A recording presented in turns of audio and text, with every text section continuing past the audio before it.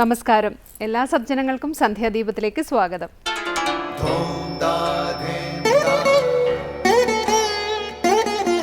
ശുഭം ഭവതു കല്യാണമായുസാരോഗ്യവർദ്ധനം സർവദുഃഖ വിനാശായ സന്ധ്യാദീപം നമോസ്തുതേ. നാമം ജപായനം പുണ്യം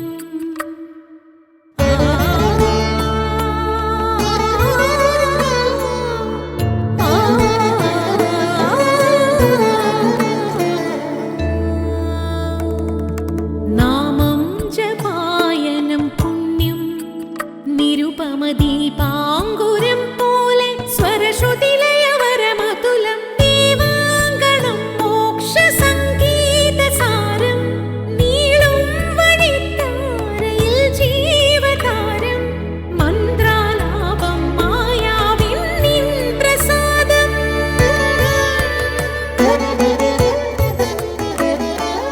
ഇരുൾ നീങ്ങിയുണരുന്ന തെളിനാളദീപം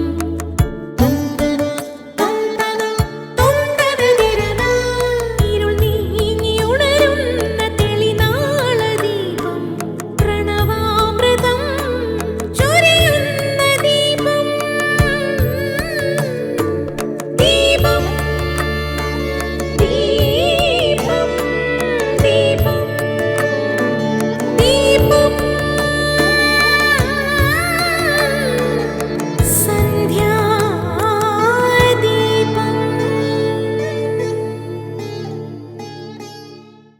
ജനനം മുതൽ മരണം വരെ ഒരാളുടെ വളർച്ചയ്ക്ക് പരോക്ഷമായോ പ്രത്യക്ഷമായോ പലരും സഹായിക്കുന്നുണ്ട്.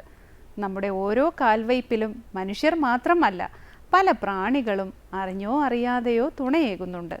അതുപോലെ തിരിച്ചും സഹായിക്കാനും ഉപകാരം ചെയ്യാനും നാം കടമപ്പെട്ടവരാണ്. മനുഷ്യജീവിതം ഒറ്റ തിരിഞ്ഞുള്ളതല്ല. ഉപകാരമെന്ന പോലെ ഉപദ്രവവും സുഖദുഃഖങ്ങളും ജീവിതയാത്രയിൽ നേരിടണം. ലക്ഷ്യമാർഗത്തിലൂടെ മനുഷ്യ പുരോഗതി ഉണ്ടാകണമെങ്കിൽ ധാർമ്മിക നിയമങ്ങൾ അനുസരിക്കണം. ഇത് മനസ്സിലാക്കിയതുകൊണ്ടാണ് ഓരോരുത്തരുടെ ഗുണകർമ്മ സ്വഭാവങ്ങൾക്കനുസൃതമായ വർണ്ണാശ്രമങ്ങളും മറ്റും വിധിച്ചിരിക്കുന്നത്.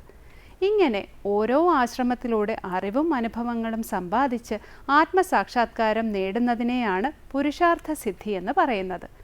തുടർന്ന് നമുക്ക് ശ്രീ കാവാലം ശ്രീകുമാർ പ്രശ്നോത്തര രത്നമാലിക ആലപിക്കുന്നത് കേൾക്കാം.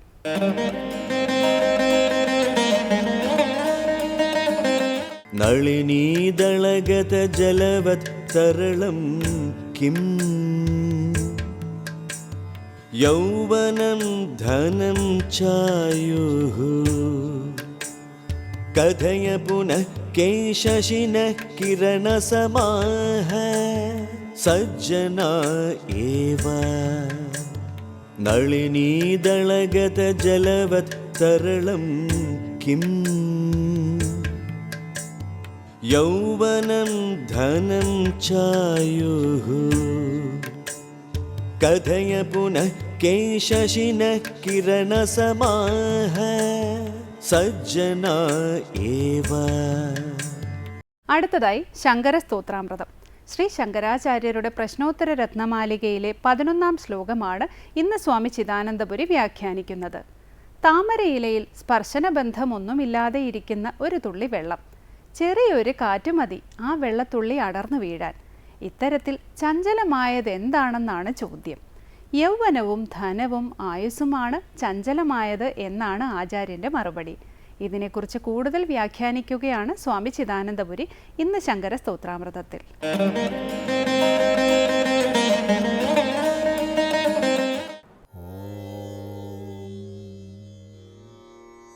ഗുരുർബ്രഹ്മാ ഗുരുർവിഷ്ണു ഗുരുർദേവോ മഹേശ്വരഃ ഗുരു സാക്ഷാത് പരം ബ്രഹ്മ തസ്മൈ ശ്രീ ഗുരവേ നമഃ. ഓം സദാശിവസമാരംഭാം ശങ്കരാചാര്യമധ്യമാം അസ്മദാചാര്യപര്യന്താം വന്ദേ ഗുരുപരമ്പരാം. പ്രശ്നോത്തര രത്നമാലികയിൽ 10 ശ്ലോകങ്ങളാണ് ശ്രദ്ധിച്ചത്. അതിൽ മൊത്തം 28 ചോദ്യങ്ങളും ഉത്തരങ്ങളും നമ്മൾ പഠിച്ചു. അവസാനം ചോദിച്ചത് എന്താണ് നിദ്ര, ഉറക്കമെന്നാണ്. അവിടെ മറുപടി പറഞ്ഞു, ജന്തുവിൻ്റെ മൂഢതയാണ് ഉറക്കം. അവിടെ സാമാന്യമായിട്ട് മൂഢതയാണ് നിദ്ര.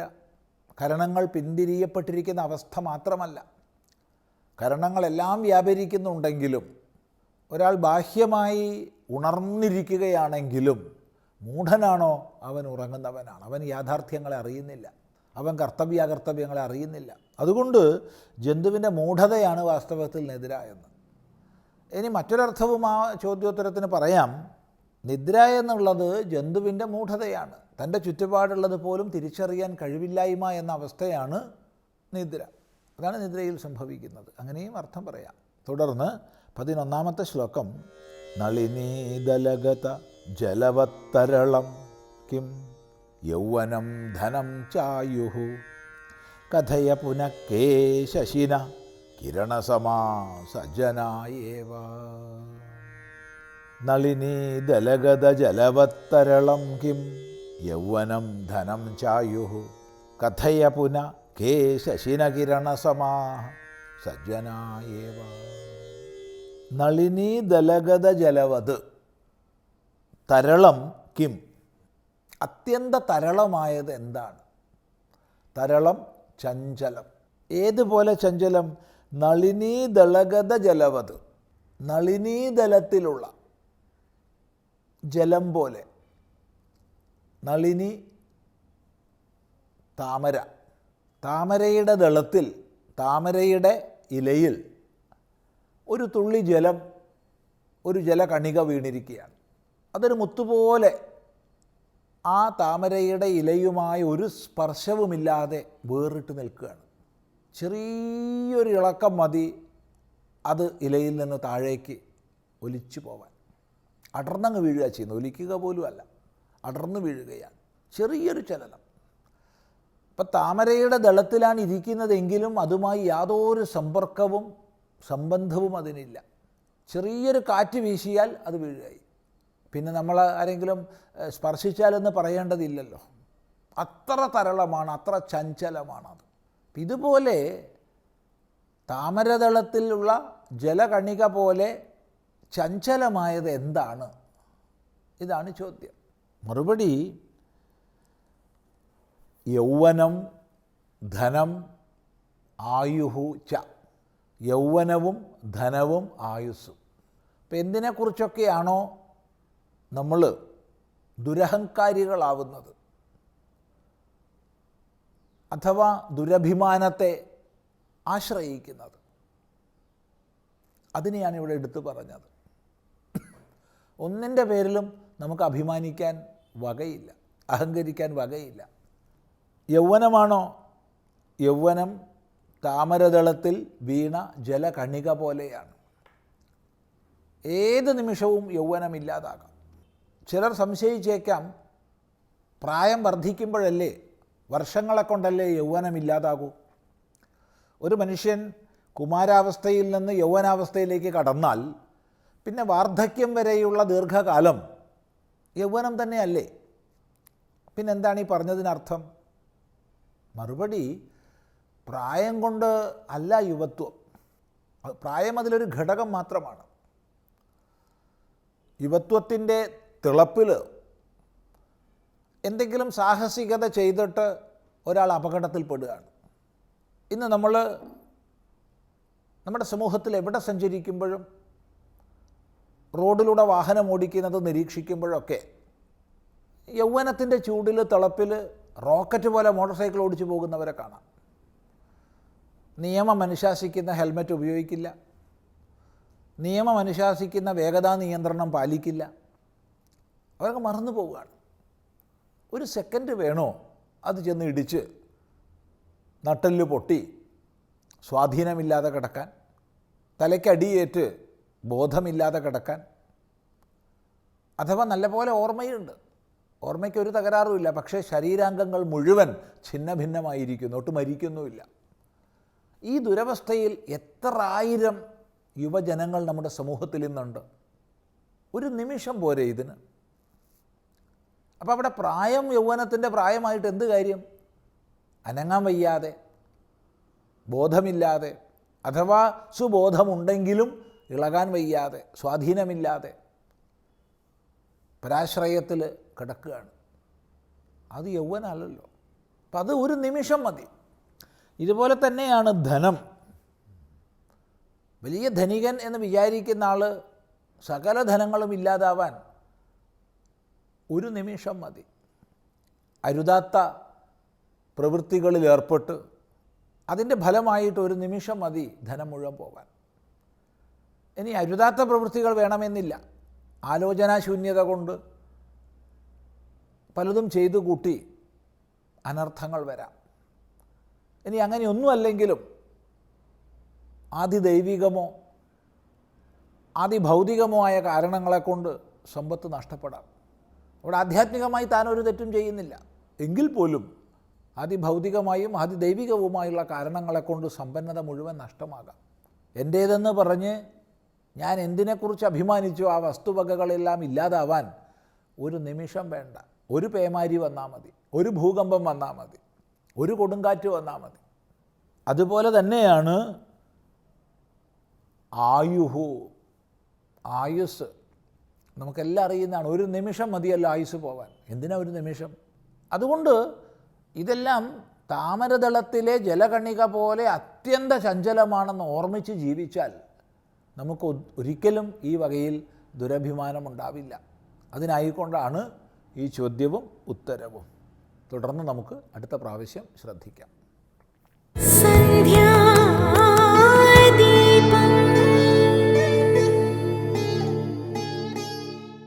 തുടർന്ന് സനാതനധർമ്മം.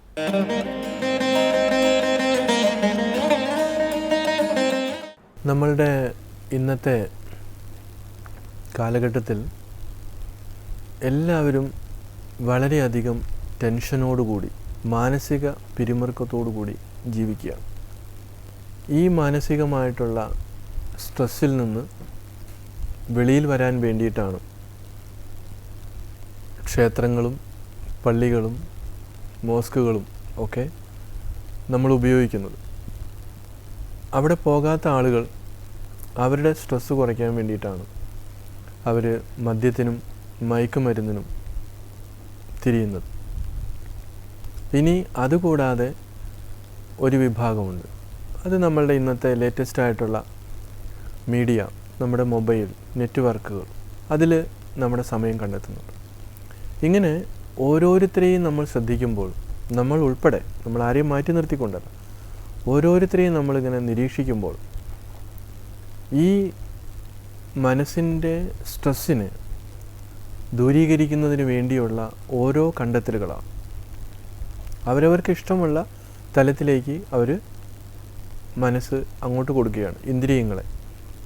മഹർഷിമാർ ആയിരക്കണക്കിന് വർഷങ്ങൾക്ക് മുൻപ് തന്നെ ഒരു നല്ല ശീലം പറഞ്ഞു കൊടുത്തിരുന്നു. അത് ധ്യാനമാണ്. അപ്പം നമ്മളുടെ ഒരു ഭൗതികവാദിയായിട്ടുള്ള ഒരു PN ദാസ് എന്ന് പറയുന്ന ഒരു വ്യക്തി, അദ്ദേഹത്തിൻ്റെ ബോധിവൃക്ഷത്തിൻ്റെ ഇലകൾ എന്ന് പറയുന്ന ഒരു പുസ്തകത്തിൽ സൂചിപ്പിക്കുകയുണ്ട്. മതത്തിലുള്ളതും പാർട്ടിയിലില്ലാത്തതുമായിട്ടുള്ള ഒന്നാണ് ധ്യാനം. ഈ ധ്യാനം പരിശീലിച്ചു കഴിഞ്ഞാൽ നമ്മൾക്ക് നഷ്ടപ്പെടുന്ന എനർജിയെ നമുക്ക് വീണ്ടെടുക്കാൻ പറ്റും.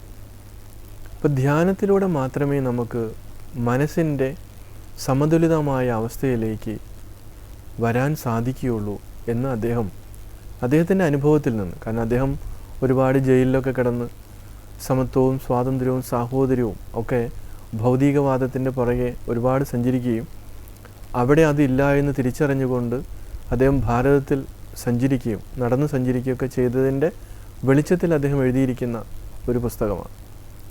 അപ്പോൾ എന്തുകൊണ്ടാണ് ഒരു ഭൗതികവാദിയുടെ പുസ്തകം കോട്ട് ചെയ്തതെന്ന് വെച്ചാൽ, ആത്മീയവാദികളായിട്ടുള്ളവരുടെ കാര്യം പറയുമ്പോൾ മറ്റുള്ളവർ വിചാരിക്കും അവർക്ക് വേറെ ജോലിയൊന്നും ഇല്ലാത്തത് കൊണ്ടാണ് അത് പറയുന്നത്. പക്ഷേ വളരെ സങ്കീർണമായിട്ടുള്ള മാനസികാവസ്ഥയിലൂടെ കടന്നു പോയിട്ടുള്ള ആളുകൾ അവർക്ക് ഭൗതികമായി എല്ലാ വഴികളും മുട്ടിക്കഴിയുമ്പോഴാണ് അവർ ഈ ആധ്യാത്മികമായിട്ടുള്ള ലോകത്തേക്ക് തിരിയുന്നത്.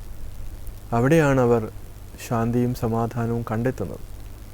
അപ്പോൾ ഈ മാനസിക സമ്മർദ്ദം ഇല്ലാതാക്കുവാൻ വളരെ എളുപ്പമായിട്ടുള്ള ഒരു മാർഗമാണ് ധ്യാനം. പല രീതിയിലുള്ള ധ്യാന സമ്പ്രദായങ്ങൾ ഇവിടെ ഉണ്ട്. മഹർഷിമാരുടെ ലളിതമായിട്ടുള്ള മാർഗങ്ങളുണ്ട്, ബുദ്ധിസത്തിൽ ഉണ്ട്, അതുപോലെ എല്ലാ മതങ്ങളിലും അവരുടേതായ രീതിയിലുള്ള ധ്യാന സമ്പ്രദായങ്ങളുണ്ട്. ഇതിൻ്റെയൊക്കെ ഏറ്റവും ശാസ്ത്രീയമായ വശമെന്ന് പറയുന്നത് അലഞ്ഞു തിരിഞ്ഞ് നടക്കുന്ന മനസ്സിനെ, അല്ലെങ്കിൽ കുത്തഴിഞ്ഞ് കിടക്കുന്ന മനസ്സിനെയും ഇന്ദ്രിയങ്ങളെയും ഒരു പ്രത്യേക തലത്തിലേക്ക് നമ്മൾ കൂട്ടിക്കൊണ്ടുവരികയാണ്, മനസ്സിനെ ഏകാഗ്രപ്പെടുത്തുകയാണ്. ചിന്നിച്ചിതറിക്കിടക്കുന്ന മനസ്സിന് ശക്തി കുറയും. അപ്പോൾ ആ മനസ്സിനെ നമ്മളൊരു പർട്ടിക്കുലർ പോയിന്റിലേക്ക്, എപ്രകാരമാണോ നമ്മൾ ലെൻസ് ഉപയോഗിച്ച് സൂര്യരശ്മികളെ കേന്ദ്രീകരിക്കുന്നത്, അതേപോലെ തന്നെയാണ് ഇവിടെ ഈ മനസ്സിനെ നമ്മളൊരു പ്രത്യേക തലത്തിലേക്ക് കൂട്ടിക്കൊണ്ടുവരികയാണ്. ഇന്ദ്രിയങ്ങളിലൂടെയാണ് ഇതെല്ലാം വെളിയിലേക്ക് പോകുന്നത്. അപ്പോൾ ഇന്ദ്രിയങ്ങളുടെ പരിമിതികളെ പറഞ്ഞ് മനസ്സിലാക്കുകയും, കാരണം അത് ബുദ്ധി ഉപയോഗിച്ചാലേ പറ്റുള്ളൂ. പക്ഷെ നമ്മൾ ഇവിടെ ശ്രദ്ധിക്കേണ്ട ഒരു കാര്യം, അടിച്ചമർത്താൻ ശ്രമിച്ചാൽ മനസ്സ് സമ്മതിക്കില്ല, അത് അതിശക്തമായ രീതിയിൽ വെളിയിലേക്ക് വരും. അതുകൊണ്ട് ഒന്നൊന്നായി എണ്ണി തൊട്ടെണ്ണം പൊരുളൊടുക്കുക എന്നുള്ളതാണ്. ഓരോന്നിനെ നമ്മൾ അതിൻ്റെ ദോഷവശങ്ങളെ പറഞ്ഞ് മനസ്സിലാക്കിയിട്ട് നമ്മൾ കൂട്ടിക്കൊണ്ടുവരിക. ദിവസവും രാവിലെയും വൈകുന്നേരവും ഒരു അരമണിക്കൂറെങ്കിലും നമ്മൾ ഇതിനു വേണ്ടി ചെലവഴിച്ചാൽ നമ്മളുടെ ജീവിതത്തിലുണ്ടാകുന്ന ഈ പിരിമുറുക്കത്തെ വളരെ ഈസി ആയിട്ട് നമുക്ക് ഓവർകം ചെയ്യാൻ പറ്റും. നമ്മളുടെ മോഡേൺ സിസ്റ്റത്തിൽ ഇപ്പോൾ പല കമ്പനികളും, പ്രത്യേകിച്ച് പ്രൈവറ്റ് കമ്പനികൾ, വലിയ വലിയ മൾട്ടിനാഷണൽ കമ്പനികളൊക്കെ അവരുടെ ഉദ്യോഗസ്ഥന്മാർക്ക് യോഗയും മെഡിറ്റേഷനും പ്രാണായാമവും ഇപ്പോൾ കൊടുക്കുന്നുണ്ട്. എന്തിനു വേണ്ടിയാണ് കമ്പനി അത് പ്രൊവൈഡ് ചെയ്യുന്നത്? അവർക്ക് പരമാവധി ഈ വ്യക്തിയിൽ നിന്ന് പരമാവധി ഊറ്റിയെടുക്കുക, അതായത് അവരുടെ കഴിവിനെ പരമാവധി ചൂഷണം ചെയ്യാൻ വേണ്ടിയിട്ട് കൂടിയാണ് ഇവർക്ക് വേണ്ടി കമ്പനി പൈസ കൊടുത്ത് ചെയ്യിക്കുന്നത്.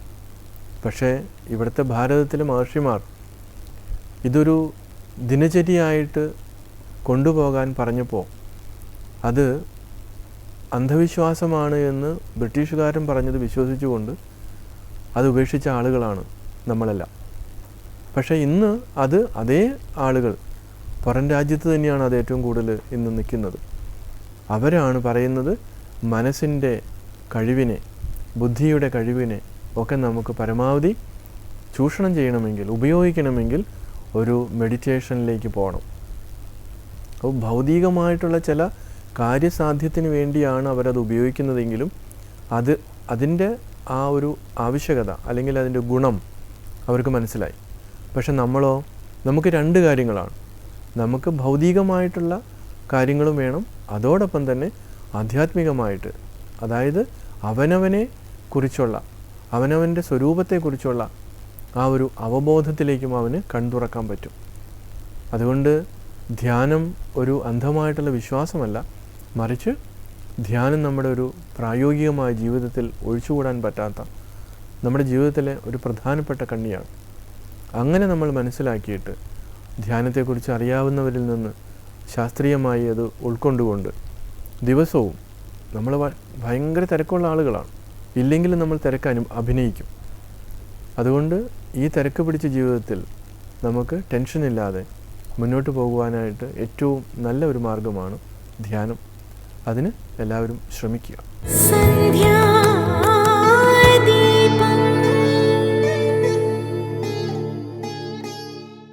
അടുത്തതായി ദീപാരാധനയാണ്. ക്ഷേത്ര സന്നിധിയിലെത്തി മംഗളാരതി തൊഴുത് ഇന്നത്തേക്ക് മടങ്ങാം. എല്ലാവർക്കും നമസ്കാരം.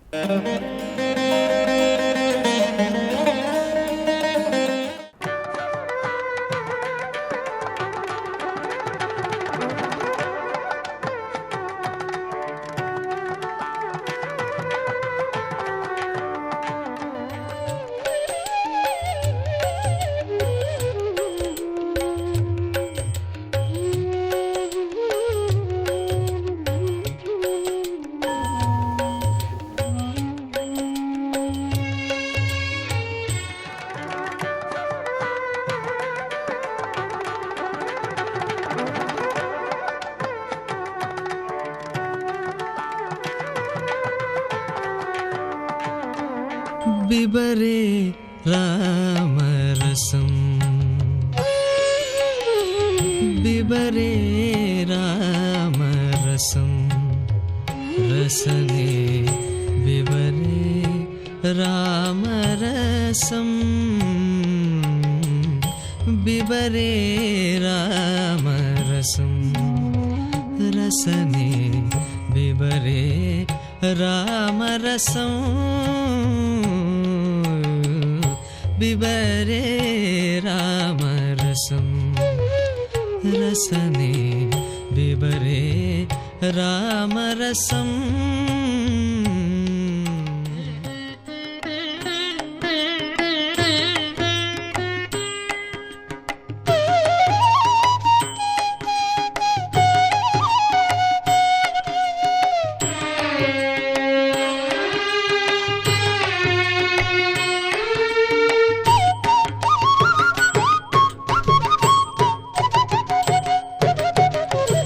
वन्दनमु रघुनन्दना